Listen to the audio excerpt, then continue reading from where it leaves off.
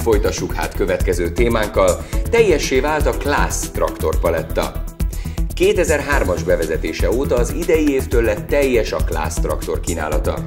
Az Arion 420-as, 540-es, 640-es és az Axion 820-as és 850-es típusok képviselik és jelentik a magyarországi kínálat legkedveltebb modelljeit 100 és 260 lóerő között. Ezek mellett a csúcskategóriában bemutatkozik az Axion 900.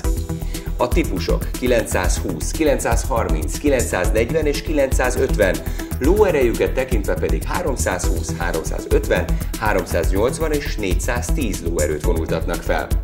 A forradalmian új megoldások mellett ragaszkodva a már bevált súlyelosztás, hosszú tengelytáv és rövid traktor teljes hossz konstrukcióhoz került kifejlesztésre Közép- és Kelet-Európa nagy gazdaságainak a meghódítására.